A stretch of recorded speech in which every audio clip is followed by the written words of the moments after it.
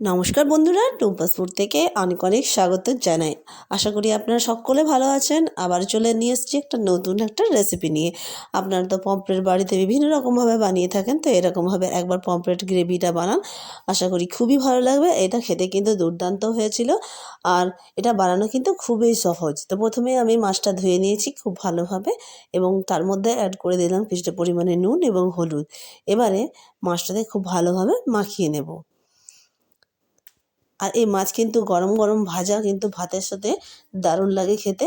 আর রান্না তো বলারই নেই, অপূর্ব লাগে। অপূর্ব থেকে দিয়ে দিলাম একটু কাঁচা সরিষার তেল। এবারে খুব ভালোভাবে কিন্তু মাছটাতে মাখিয়ে নেব, দুই পিঠে খুব ভালোভাবে মাখিয়ে নেব। আর প্রায় 2 থেকে 3 মিনিট কিন্তু আমি এটা রেখে দেবো, যেন নুনগুলো খুব ভালোভাবে মাছের মধ্যে ঢুকে যায়। অপর দিকে আমি কিন্তু এবারে মশলার ব্যাটারটা বানিয়ে নেব। তো প্রথমে আমি এখানে নিয়ে নিচ্ছি টক দই, প্রায় 2 থেকে 3 চামচ পরিমাণের, ছোটো চামচে আমি এখানে টক দই নিয়ে নিচ্ছি। আর এখানে অ্যাড করে নেব একটু ধনে গুঁড়ো, একটু জিরে গুঁড়ো, প্রায় 1 চা চামচ করে আমি এখানে ধনে গুঁড়ো নিয়ে নিয়েছি। আর দিয়ে দিলাম জিরে গুঁড়ো। এবারে আমি অ্যাড করলাম কিছুটা পরিমাণের হলুদের গুঁড়ো, আর দিয়ে দিচ্ছি লঙ্কার গুঁড়ো। এবারে সমস্ত মশলাগুলো কিন্তু একটু ভালোভাবে মিশিয়ে নেব।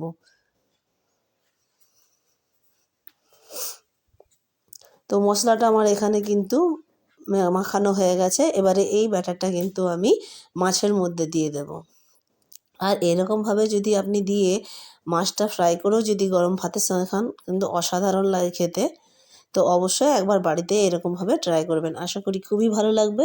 আর যদি ভিডিওটি ভালো লেগে থাকে তাহলে চ্যানেলটাকে অবশ্যই লাইক এবং সাবস্ক্রাইব করতে ভুলবেন না। তো খুব ভালোভাবে আস্তে আস্তে আমি কিন্তু মাছের মধ্যে ব্যাটারটা লাগিয়ে দিচ্ছি।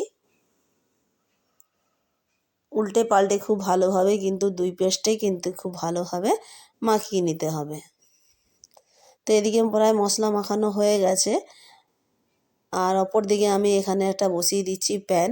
তো আপনি ভালো করে যদি কড়ার মধ্যে করতাম বরং ভালো হতো, কিন্তু মাছগুলো একটু আমার ভেঙে গেছিলো হালকাভাবে। আর মাছটার সাইজটাও কিন্তু খুবই সুন্দর ছিল, আর খেতেও কিন্তু দুর্দান্ত ছিল। তো এরকমভাবে মাছগুলো আমি খুব ভালোভাবে ভেজে নেব, লাল লাল করে একটু ভেজে নিতে হবে। আর একটু ওপর থেকে লঙ্কার গুঁড়ো আমি এখানে অ্যাড করে দিয়েছিলাম। তো এই মশলা দেওয়া মাছটাও কিন্তু দারুণ লাগে ভাজা খেতে। অবশ্যই আপনি কিন্তু বাড়িতে এরকমভাবে একবার বানিয়ে দেখবেন। আর যদি ভালো লেগে থাকে অবশ্যই একটা কমেন্ট করে জানাবেন। তো মোটামুটি আমার একদিকটা ভাজা হয়ে এসেছে। এবারে কিন্তু মাছগুলো আমি উল্টে নেব। জায়গাটা ছোট হয়ে যাওয়ায় তাই একটু অসুবিধা হচ্ছিলো মাছগুলো উল্টাতে। তো আমি সব মাছগুলো ভেজে নিয়েছি এবং তুলে নিচ্ছি। এবারে যে তেলটা আছে ওই তেলের মধ্যে আমি কিছুটা পরিমাণ দিয়ে দেব কোচানো পেঁয়াজ।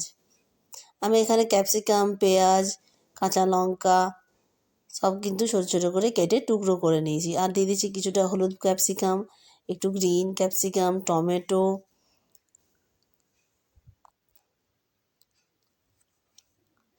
আর দিয়েছি কিছুটা পরিমাণে নারকেল কুচি। আপনি এখানে নারকেলের ডাস্টও ব্যবহার করতে পারেন, আপনি চাইলে নারকেলটা না হলে বাদও দিতে পারেন। এটা কিন্তু সম্পূর্ণ অপশনাল, বাড়িতে ছিল তাই আমি এখানে নারকেলটা অ্যাড করে নিয়েছি। আর দিয়ে দিলাম একটু জিরে গুঁড়ো, একটু ধনে গুঁড়ো,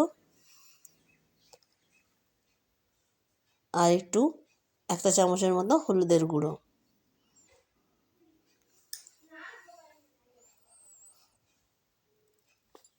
আর দিয়ে দিচ্ছি 1 চামচের মতো রসুন বাটা, 1 চামচ আদা বাটা, আর বড় চামচের 1 চামচ পেঁয়াজ বাটা।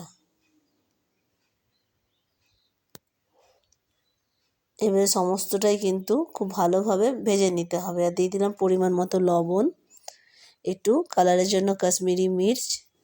আর অবশ্যই এটা কিন্তু একটু লো ফ্লেমে করতে হবে। খুব ভালোভাবে হালকা হালকা করে কিন্তু এটা ভেজে নিতে হবে। তো সমস্ত মশলাগুলোই আমি এখানে ভেজে নিচ্ছি। আর এদিকে কিন্তু মাছ ভাজাগুলোও কিন্তু এখানে রেডি হয়ে গেছে।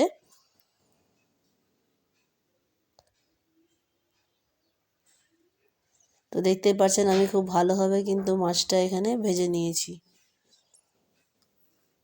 অপর দিকে কিন্তু মশলা থেকে তেল ছাড়তে অলরেডি শুরু করেছে। এবারে এখানে আমি অ্যাড করে দেব কিছুটা পরিমাণে টমেটো সস।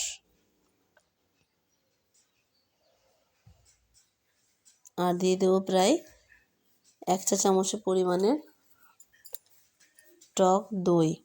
আর অবশ্যই এখানে গ্যাসের ফ্লেমটা লোতে রাখতে হবে, নাহলে কিন্তু দইটা ফেটে যাওয়ার সম্ভাবনা থাকে। আর দিয়ে দেবো প্রায় ছোট কাপের 1 কাপ পরিমাণে এখানে জল অ্যাড করছি। খুব বেশি জল অ্যাড করবো না, কারণ এটা একটু গ্রেভি হবে। জাস্ট 2 থেকে 3 মিনিট কিন্তু ফুটিয়ে নিলেই রেডি হয়ে যাবে এই দারুণ সুন্দর পমফ্রেট গ্রেভি রেসিপিটা।